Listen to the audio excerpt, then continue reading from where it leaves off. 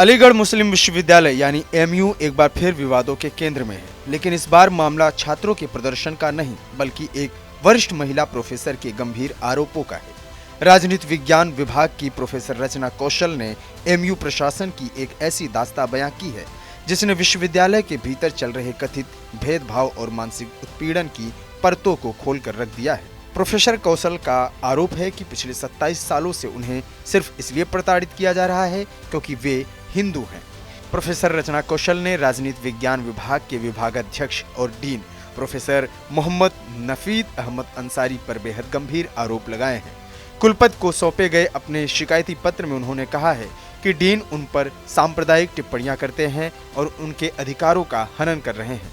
Professor का कहना है कि यह भेदभाव आज का नहीं है बल्कि 1998 से चलता आ रहा है। उन्होंने साक्ष्य के तौर पर कुछ ऑडियो रिकॉर्डिंग और उनकी ट्रांसक्रिप्ट भी प्रशासन को सौंपी है, जिसमें कथित तौर पर उनके धर्म को लेकर आपत्तिजनक बातें कही गई हैं।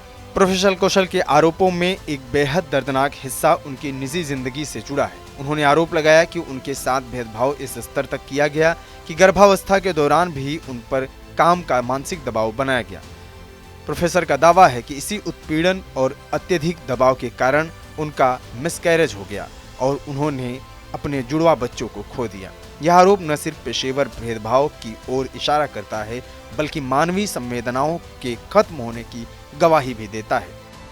1998 से 27 साल मुझे हो गए यहाँ पे जॉब करते हुए। क्या समस्या ये है कि लगातार मेरे चेयरपर्सन प्रोफेसर नफीस अंसारी साहब और डीन प्रोफेसर इकराम हुसैन साहब मुझे परेशान कर रहे हैं। परेशान तो ये कई सालों से कर रहे हैं मेरे चेयरपर्सन जो हैं, लेकिन मैं सारे डॉक्यूमेंट्स होने के बाद भी चीज़ों को इग्नोर कर रही थी और मैं सोचती थी कि जाने दीजिए, इग्नोर करिए, हमें एक ही यूनिवर्सिटी में रहना है, एक ही डिपार्टमेंट में रहना है, इसलिए मैं कोई एक्शन नहीं ले रही थी। लेकिन अब उनकी वर्बल हैरेसमेंट और मेंटल हैरेसमेंट इतना बढ़ गया है कि मुझे मजबूर होकर मैंने वाइस चांसलर को शिकायत करी। इन्होंने ये मेरी सीनियरिटी को बाईपास करते हैं, जो मेरी चीज़ें, मेरा हक मुझे मिलना चाहिए वो मुझे बाईपास करके डिक्लेयर करते हैं कि मैं किसी को दे दूंगा ये चीज़, इसको नहीं दूंगा। और उसके अलावा जब 2017 में मेरा प्रमोशन जो है गलत तरीके से रोका गया था, मैं हाई कोर्ट गई, हाई कोर्ट के डायरेक्टिव्स पे फिर मुझे प्रमोशन मिला। उस दौरान भी इन्होंने मेरे खिलाफ काफ़ी प्रोपेगेंडा किया, जिसकी मेरे पास ऑडियो है और वो ऑडियो मैं मैडम वाइस चांसलर को सुना के दिया था।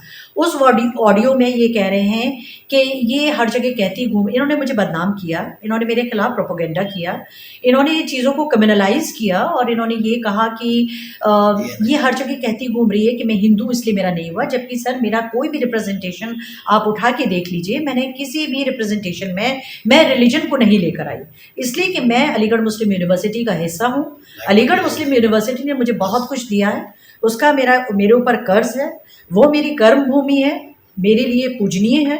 मैं अलीगढ़ मुस्लिम यूनिवर्सिटी के खिलाफ कभी कुछ नहीं कहती और ना ही सांप्रदायिकता को मैं कभी लाती हूँ बीच में, ना धर्म को कभी लाती हूँ। ये धर्म कैसे लेके आते हैं? ये लेकर आए इसलिए कि इन्होंने सोचा कि ये इस बहाने से मेरी इमेज खराब कर सकेंगे। लेकिन मेरे कोई भी रिप्रेजेंटेशन आप उठा लीजिए, कोर्ट की पिटीशन मेरे पास है, मेरे रिप्रेजेंटेशन MHRD में, मैंने कहीं भी नहीं कहा कि धर्म कोई वजह है, इसलिए कि धर्म अगर होता तो मेरा अपॉइंटमेंट ही क्यों होता यहाँ पर। मुझे एमयू के मेरे मुस्लिम कलीग्स ने, मेरे फ्रेंड्स ने, मेरे स्टूडेंट्स ने मुझे बहुत प्यार, मुझे बहुत सपोर्ट मिला, फिर आप बहुत रिस्पेक्ट दिया, बहुत सपोर्ट दिया, अभी भी हैं। लेकिन कुछ लोग हैं नफीस अंसारी साहब जैसे जो सांप्रदायिकता फैलाते हैं। इन्होंने ऑडियो में कहा कि ये हिंदू, ये कहती घूम रही है कि मैं हिंदू इसलिए मेरा अपॉइंटमेंट नहीं हुआ, जबकि मैंने कभी ऐसा नहीं कहा। मैंने किसी रिप्रेजेंटेशन में रिलीजन को मैं लेकर नहीं आई। उसके बाद इन्होंने कहा कि ये और उपेंद्र चौधरी 20 साल से क्या कर रहे थे जो 3 PhD नहीं करा पाए। मैं पॉलिटिक्स करता हूँ लेकिन मैंने 20 PhD कराई। देखिए, खुल के कह रहे हैं मैं पॉलिटिक्स करता हूँ। उसके अलावा इन्होंने कहा कि ये टीचर्स, हिंदू टीचर्स कॉन्फ्रेंसेस करते हैं और यूनिवर्सिटी का पैसा लेते हैं और क्या पता वहाँ जाके क्या करते हैं। देखिए कितना डेरोगेटरी ये रिमार्क है कि हम क्या करते हैं जाके। मैं आपको बताना चाहूँगी कि मुझे US स्टेट डिपार्टमेंट फेलोशिप मिली है जो बहुत प्रेस्टिजियस होती है, मुझे साल्सबर्ग सेमिनार फेलोशिप मिली है जो बहुत प्रेस्टिजियस होती है, मुझे निपॉन फाउंडेशन की फेलोशिप मिली है जो बहुत प्रेस्टिजियस होती है, मुझे फोर्ड फाउंडेशन की 2 बार फेलोशिप मिली है। तो ऐसा नहीं है कि यूनिवर्सिटी, क्या माना है मैम, आपका उत्पीड़न हो रहा है? अभी आप पूरी बात सुनिए। अब उस ऑडियो में फर्दर ये कह रहे हैं कि ये हिंदू टीचर्स जानबूझकर मुसलमान बच्चों को नहीं पढ़ाते। सर, अगर कोई मुस्लिम बच्चा ये कह दे मेरी क्लास में तो कभी कभी 100% मुसलमान बच्चे होते हैं। मैं नहीं पढ़ाऊंगी। अगर मैं नहीं पढ़ाती होती तो मेरे खिलाफ तो आज तक एक्शन हो चुका होता, मैं अगर नहीं पढ़ाती होती। मैंने अपना बेस्ट दिया है इस यूनिवर्सिटी को, क्योंकि इस यूनिवर्सिटी ने मुझे बहुत कुछ दिया है। मुझे ग्रेजुएट बनाया है, मुझे डॉक्टरेट बनाया, मुझे नौकरी दी। तो मैं इस यूनिवर्सिटी के साथ कभी धोखेबाजी नहीं कर सकती। I give my best to the university. उसके बाद ये उस ऑडियो में कह रहे हैं, अरे BHU चले जाओ, वहाँ कितने मुसलमानों का अपॉइंटमेंट होता है, छोड़ो, मुसलमानों की एप्लीकेशन उठा के फेंक दी जाती है। ये पूरा ऑडियो का सम टोटल मैंने अपने रिप्रेजेंटेशन में डाला। मैंने मैडम वाइस चांसलर को दिया। मैंने उनसे रिक्वेस्ट की कि आप प्लीज़ इस पर एक्शन लें। मैडम ने मुझे तुरंत बुलाया। मैंने उनको ऑडियो भी सुनाई कि देखिए ये ऑडियो है, और मैडम ने सुनी। तो ऐसा नहीं है कि मैडम को मैं ऑडियो नहीं सुना कर आई। और उसके बाद भी आज देखिए 22 सितंबर से आज जनवरी 26 आ गया, कोई एक्शन नहीं है इनके खिलाफ। अब अगला कदम क्या है आपका? अब सुनिए, इस बीच में एक चीज और सुनिए। इस बीच में मेरे पास इससे पहले 22 सितंबर से पहले मुझे फिर परेशान करने के लिए dean faculty of social science इकराम हुसैन साहब जो हैं, मुझे एक लेटर लिख रहे हैं, और वो लेटर बहुत ही इनडिसेंट लैंग्वेज का है। वो ये कह रहे हैं उस लेटर में कि मैंने क्लास में एक दहशत का माहौल बनाया हुआ है। MA 3rd सेमेस्टर की स्टूडेंट्स की शिकायत है कि मैंने दहशत का माहौल बनाया हुआ है। मैं बच्चों के खिलाफ एब्यूज, डेरोगेटरी लैंग्वेज यूज करती हूँ, पर्सनल इनएप्रोप्रिएट रिमार्क यूज करती हूँ, and you are directed to explain. जिस पर मैंने डीन साहब से कहा कि 2 लाइन मैंने लिख के दी कि डीन साहब आप मुझे रूल बता दीजिए जिसके तहत आप एक सीनियर प्रोफेसर को डायरेक्ट कर सकते हैं एक्सप्लेन करने के लिए। जिस पे डीन साहब ने फिर RIO किया। RIO ये किया कि देखिए मुझे हायर अथॉरिटीज ने कहा एग्जामिन करने के लिए, लिहाजा you are requested to cooperate. मैंने कहा मैं बिल्कुल कोऑपरेट करूंगी, but I can not explain myself blindly. देखिए मेरे खिलाफ अगर कोई शिकायत है तो क्या मुझे वो शिकायती पत्र नहीं मिलना चाहिए? मेरे खिलाफ अगर कोई शिकायत मेरा कलीग कर रहा है, मेरे स्टूडेंट्स कर रहे हैं, तो आप मुझे वो लेटर तो दीजिए, मुझे पता तो चले भाई मैंने किया है। मेरे अगर कोर्ट में भी किसी के खिलाफ कोई जुर्म होता है तो उसको इन्फॉर्म किया जाता है कि भाई तुमने ये क्राइम किया है। मुझे ये लेटर क्यों नहीं दिया जा रहा? मैंने मैडम वाइस चांसलर से कहा, कोई एक्शन नहीं। डीन साहब के लिए कोई डायरेक्टिव नहीं कि भाई आप लेटर दीजिए। मैंने डीन साहब को रिक्वेस्ट करी, आप मुझे लेटर दीजिए, नहीं दे रहे।